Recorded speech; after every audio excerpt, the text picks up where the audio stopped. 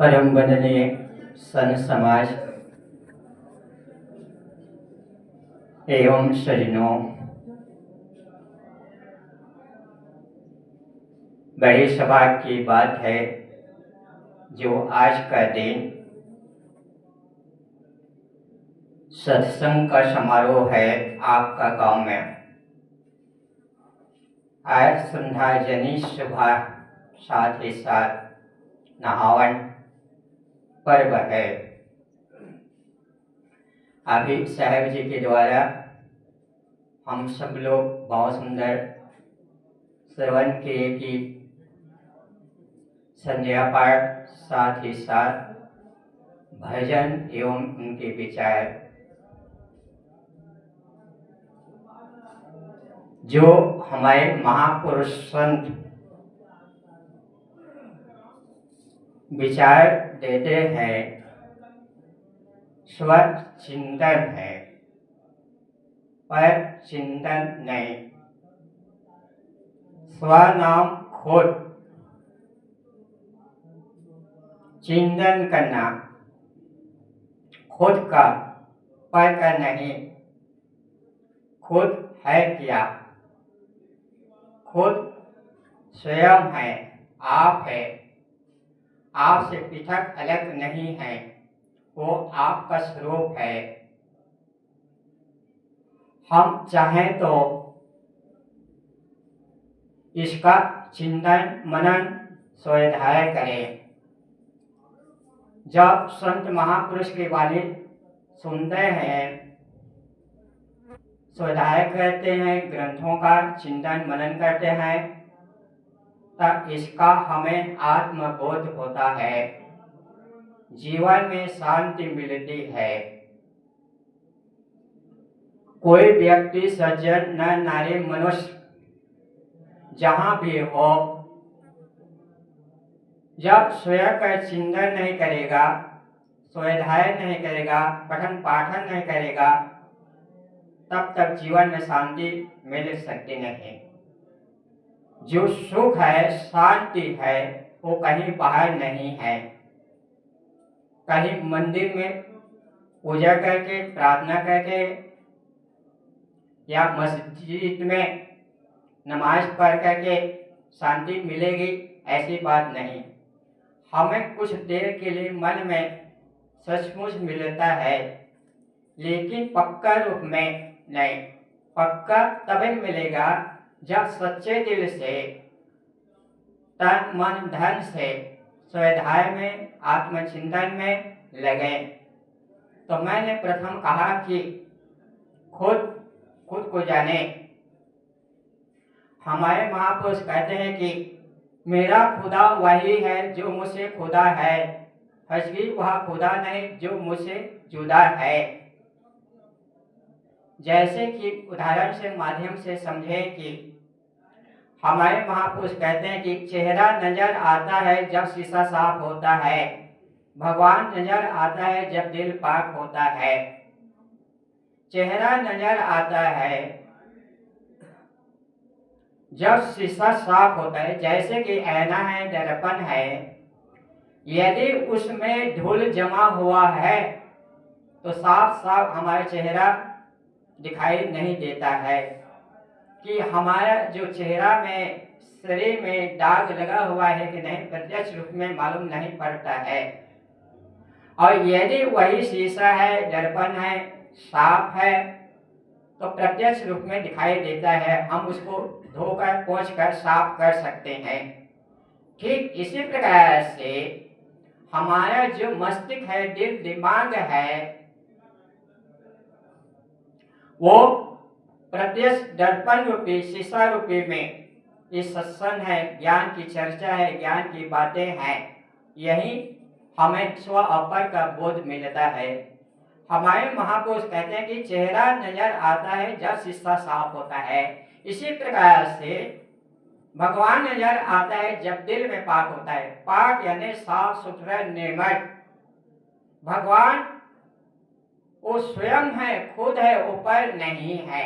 वो आपका दिल है, आप ही अंतरात्मा की आवाज है। भगवान हम किसी तीन दुखियों गरीबों की सेवा करें मन कर वाणी से, किसी दिल को दुखाए ना, जो प्यासा है उनको पानी पिलाएं, भूखा है उसको अन्न खिलाएं, भोजन कराएं, और वस्त्रहीन है उसको वस्त्र दें।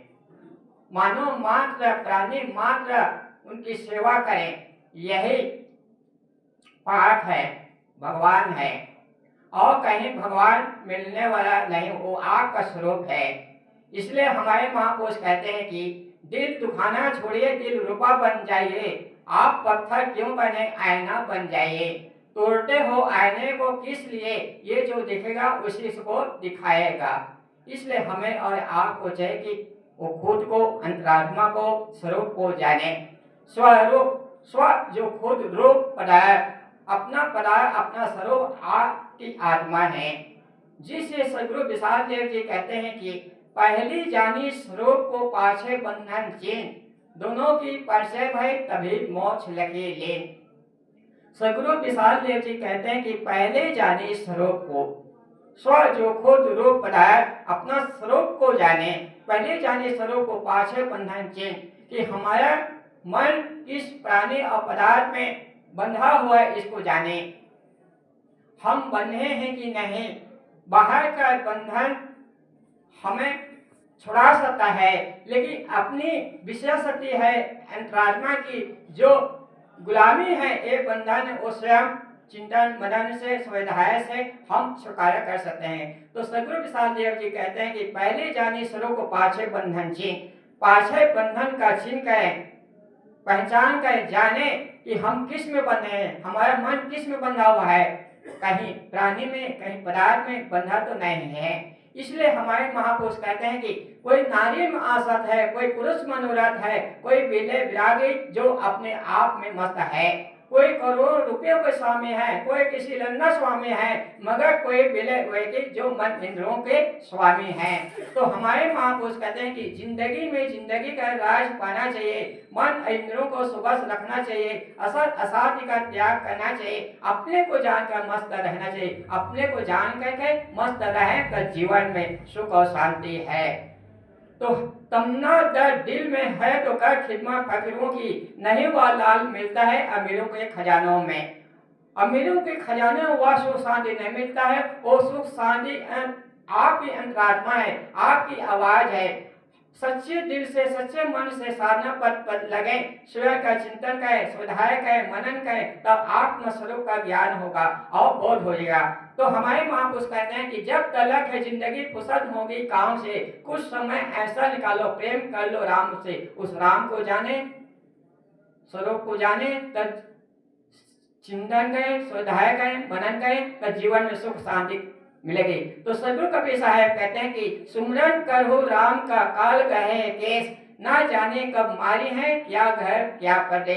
सुमरन करना या याद करना, स्वरूप का चिंतन मनन करना। तो सदगुरु कबीर साहब कहते हैं कि सुमरन करो राम का, राम वो आपका स्वरूप है, आपकी अंतरात्मा है, काल कहे हैं केस। काल आपकी चोटी को पकड़ रखा है, जैसे प्रारब्ध संचित और क्रिया, जिस प्रकार से धनुष में तीर है, छोड़ देने से वो वापस नहीं आ सकता है, ठीक इसी प्रकार से हमारा जो प्रारब्ध जीवन मिला हुआ है वो अंत में छूटने वाला है। और ठीक इसी प्रकार से अंत काल में ये शरीर छूट जाता है। मिट्टी पानी आग हवा चार तब से मिली है, खाली आकाश है, एक पंच भौतिक शरीर है। इसलिए गोस्वामी तुलसीदास जी कहते हैं कि क्षिति जल पावा गगन समेरा, पंच जैसी यह अदम सबरीरा, प्रगट तनु तब आगे सोवा, जीव नित्य ही लागी तुम रोवा। भगवान राम तारा को समझाते हैं कि तारा मिट्टी पानी आग हवा से एक पंच भौतिक शरीर निमित्त है, जो आपका पति है, वाली है, वो स्वयं तो यहाँ पड़ा है। मिट्टी मिट्टी में, पानी पानी में, हवा हवा में आग मिल गए, और आत्मा स्वयं है, वो आपका स्वरूप है, वो कहीं छूटने वाला नहीं है। तुम किस लिए विलाप करते हो, किस लिए रोते हो? तो हमें और आपको चाहिए कि सदगुरु कबीर साहब कहते हैं सुमरन करो राम का काल गहे केस। इस शरीर को मारता है, आत्मा को नहीं। आत्मा तो अमर है, स्वरूप है, नाश रहित है, इसको जाने। तो सदगुरु कबीर साहब कहते हैं कि सुमरन करो राम का काल कहे केस, ना जाने कब मारे क्या घर क्या परदेश। हमारे जो प्रारब्ध या परदेश में या गांव में, घर में, कहीं भी छूट सकता है। छूटने में देरी नहीं है। इसलिए हमें और आपको चाहिए हम जहाँ भी रहें उन महापुरुष के चिंतन मनन करें, स्वाध्याय करें, स्वाग का बोध करें, पढ़कर क्या है इसको जाने। तो सदगुरु कबीर साहब कहते हैं कि सुमरन कर हो राम का काल कहें केस, न जानो कब मारे हैं क्या घर क्या परदेश। हम चिंतन मनन करें, उन महापुरुष को याद करें, उनके वाणी को स्वाध्याय चिंतन मनन पाठन पाठन करें, तब स्व का बोध होगा। तो हमारे महापुरुष कहते हैं कि इंसान को इंसान की तरह देखना सीखो, सबके साथ सुंदर व्यवहार करना सीखो, सभी पंथों ग्रंथों की वाणी को रखना सीखो, सब में से सत्य सार ग्रहण करना सीखो। साधु ऐसा चाहिए जैसे सुख सुभाए, सार सार को गहिरा है ठोठा दिए उड़ाए। तो बस इन्हीं सबको साथ अपनी वाणी में विराम दो। बोले सदगुरुदेव की जय।